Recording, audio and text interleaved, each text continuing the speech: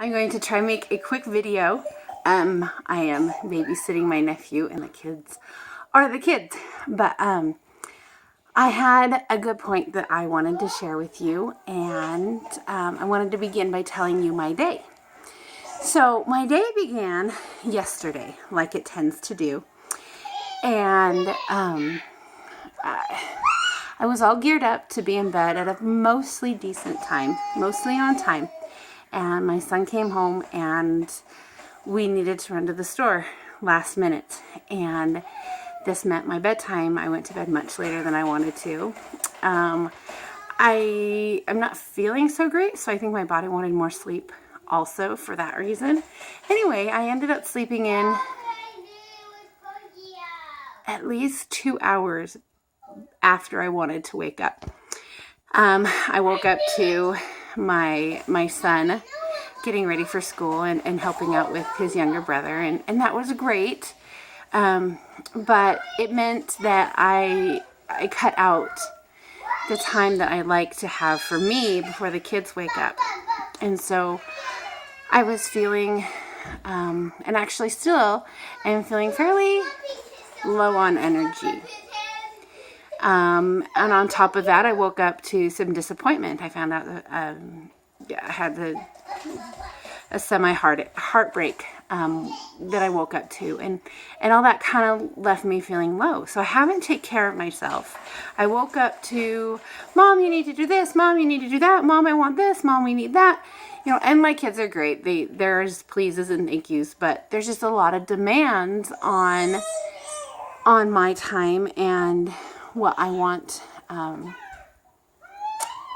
to accomplish. And so missing that me time is really big, and it leads to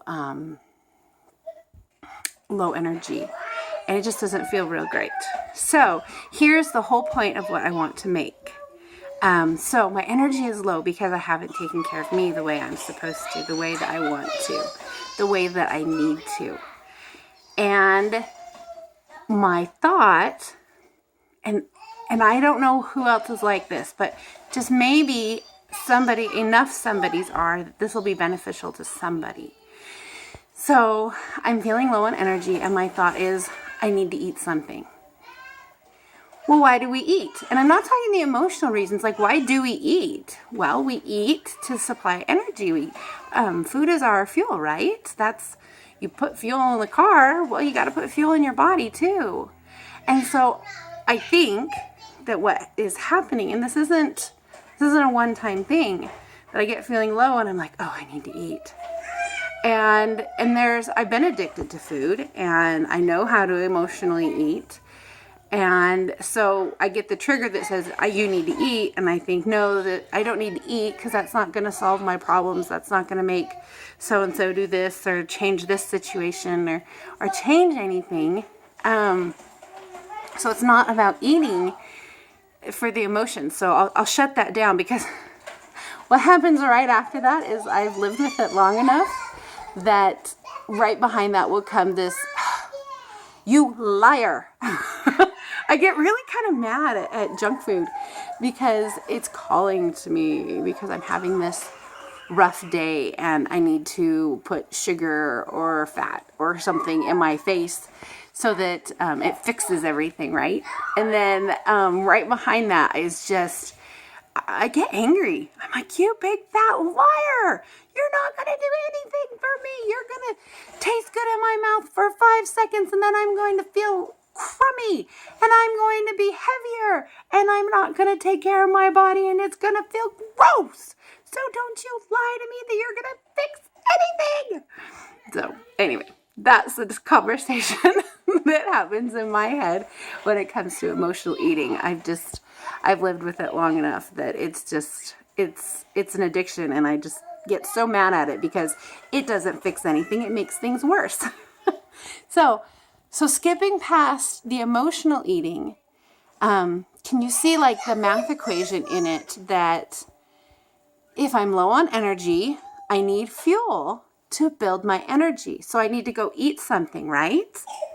But that's not, but you see the other half of the equation. It's not that I need more food. I have to change my mindset. I have to change where my head is. I have to take care of me. Really? I have to brush my teeth. I have to get dressed. I have to, for me, what's everything hinges on is I study scripture. And everything hinges on that. Prayer and scripture are my fuel. It's like super octane stuff. That's where my fuel is. But there's still this knee jerk that says I need food. So this is me sharing what I have learned. So hopefully that if you do the same thing, if when you feel low, you're like, oh, food, I need to eat. Now, don't get me wrong. There are hundreds of billions of times that I feel low and I do need to eat. You know, I've pushed and I've done and I've gone and I haven't taken care of me. And that haven't taken care of me means I haven't eaten that day. Or I haven't eaten anything of quality that day. So there's definitely times that when I feel low that I do need to eat. And I need to eat quality food that serves my body, not my taste buds. Not only my taste buds, because good food tastes good too. Yeah, you heard the catch. It doesn't always taste as good, right? But anyway, but sometimes you've already eaten and your energy is still low and you need to do something else. Like maybe my friend suggested a 5-minute, I think she said a 5-minute power run once an hour. And I says, I can't really run. I have children, so it would be running in place. How about the stairs? So maybe up and down the stairs for 5 minutes. Another thing I do is put on a really good song. Just really positive lyrics, upbeat tempo, or maybe a really mellow song, but something that feels really good. What's another thing? So maybe I need to find a way to have time to myself. And now time to myself can be me and a pen and paper in the same room as my children. And I just write and write and write and write and write and write. And maybe I'm brain dumping. I'm writing down everything that's in my head to make room for other things. And maybe I'm emotion dumping. I am getting out all those things in my head and in my heart. I'm clearing out my heart so that I'm not carrying that weight around.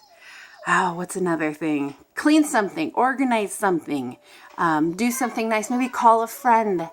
There's so many different things that are little pick-me-ups that aren't food. You know, you've already sustained your body by eating good food, but they're beyond that. So just know that if you're having a low energy moment, that maybe you don't need to turn to food. Maybe you need to do something to take care of you and to fuel you in different ways. And I'll add just my tangent that emotion eating is a lie. Oh my goodness, it is so a lie. Just call it out. Just say, you big fat liar. Chocolate tastes good, but it makes me feel crummy. Okay, that's not true because I found a healthy way to eat chocolate. So it's not chocolate's fault. It's the sugar and the fat. So anyway, I love all of you, and I'm going to get back to the circus in the next room. And I hope somebody found insight in this. So my name is Bethany Nelson, and I am living at 100%.